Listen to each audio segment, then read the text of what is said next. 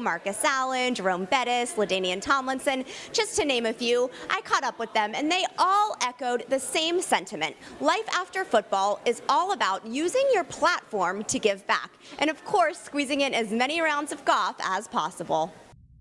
For USC Rivals and Trojansports.com, I'm McKenna Keil here at the Rose Bowl. Just about 45 minutes until kickoff, and the Trojans are on the field warming up behind me. It was win or stay home today in Game 5 against the Cardinals for the Dodgers, and they were able to force a Game 6. Trojan legend Marcus Allen is one of the main reasons USC is known as running back U. But coming up, find out why the Hall of Famer believes the Trojans actually need to stray away from that offensive philosophy to return to dominance. And what better stage to bounce back on than here at the Staples Center, where the Lakers haven't played for the past 7 games. McKenna Keil coming to you live from the NFL Network newsroom with an up-to-the-minute update presented by Verizon. After hoisting the Lombardi Trophy for the second time in his 18-year career, Peyton Manning has informed the Broncos that he will retire from the NFL. And it looks like they are having no problems at all establishing their chemistry. Benny was on the receiving end of 2 lobs from Matu, and at one point they essentially out-rebounded each other because both of the 6'10" guys were going up to get the rebound at the same time. So the future for USC basketball is looking promising, as they should get some much-needed help in the front court next season. You were here for the 50-0 beatdown, but you were also here for the losses the past 2 seasons. What does this rivalry mean, and what's going to be the key to leaving the Rose Bowl on Saturday night with a victory? USC coming off a dominating win over rival UCLA last night, but the Trojans face a much tougher matchup in the quarterfinals against Utah. The Utes gave the Trojans a ton of trouble back in February, with center Jakob Poeltl going for 29 and 13. So the key tonight will be to figure out how to contain him inside. Welcome to Access Sportsnet. I'm McKenna Keil. Can the Galaxy win a rematch of the 2014 Western Conference Championship without their captain? Will the injury-plagued Lakers avoid a season sweep against Dirk and the Mavs? All that and much more coming up right now on Access Sportsnet. Spread offenses and more dynamic quarterbacks that can both throw from the pocket and also get out and create plays for themselves are becoming much more of a trend. What is your thought on the evolution of the college quarterback and the spread up-tempo offense? Coming up on NFL Total Access, hear from Hall of Famer Marcus Allen and get his hot take on the current state of the game. Plus, find out why so many former players are spending their Monday morning here at Riviera. But ultimately, it doesn't really matter because the Bruins still control their own destiny. But they're not the only team to have that opportunity. Both USC and Utah also control their own destiny. So the Pac-12 South right now is really anybody's race. Welcome into the NFL Network newsroom in Los Angeles for an up-to-the-minute update. I'm McKenna Keil. The Denver Broncos placed their exclusive franchise tag tender on Super Bowl 50 MVP Von Miller.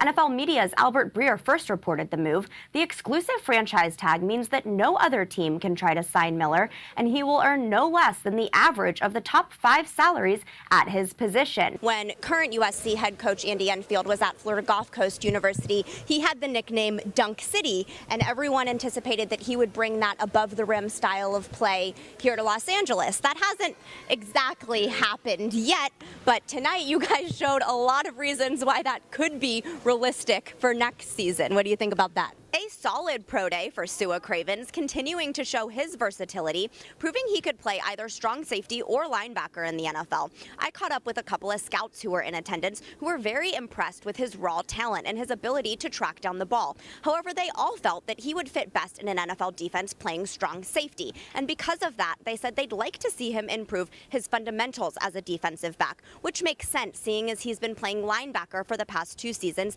here at USC. Walking out of here after that loss to Washington, did you envision that you would be in this situation, or does it feel a little surreal to you guys? USC Pro Day 2015 is in the books. 40 times are in, drills are done, and today was the last chance for players to show NFL scouts what they can do. It is Adoree Jackson, cornerback, wide receiver, punt returner, kick returner, you name it, track star, you name it, he does it. Adoree, thank you for your time. And after that, it'll be up to Mitch Kupchak and management to get this Lakers organization back to the top. You told me earlier that you don't think USC needs to be considered wide receiver U or running back U. It needs to be lineman you. Have you expressed those thoughts to the coaching staff? In fact, the Kings are 8-0 in the postseason when they don't allow a power play goal. From what we've seen, it looks like it's going pretty well. You were aggressive out there today, and the defense as a whole has had a couple solid practices, giving the offense a lot of trouble. Can you describe what you're seeing from your position playing outside?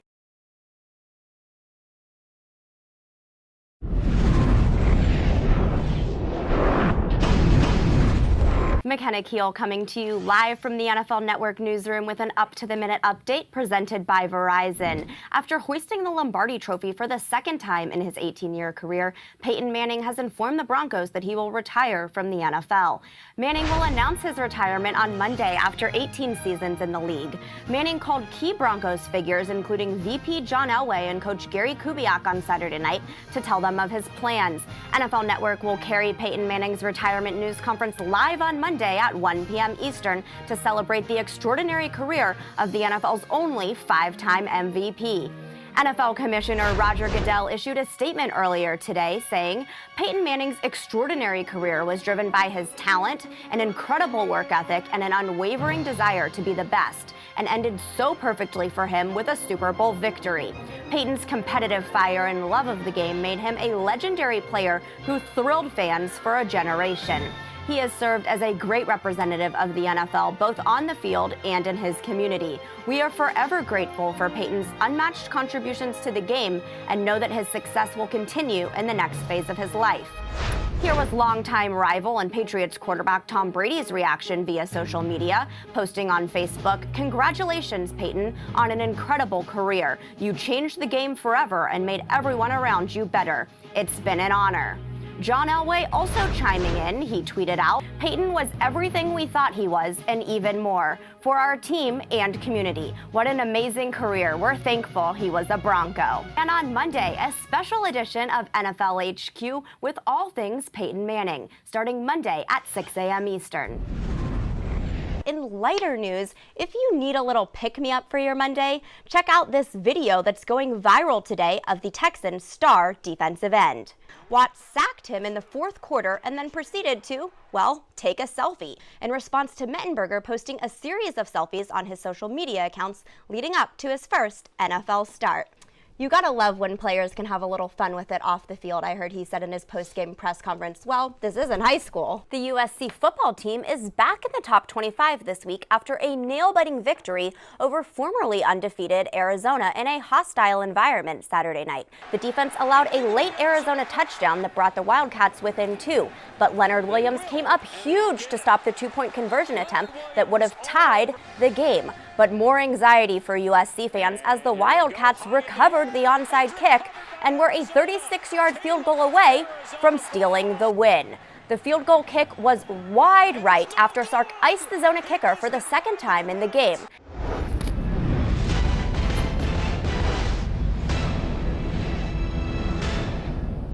Welcome into the NFL newsroom in Los Angeles for an up-to-the-minute update. I'm McKenna Keil. The Denver Broncos placed their exclusive franchise tag tender on Super Bowl 50 MVP Von Miller.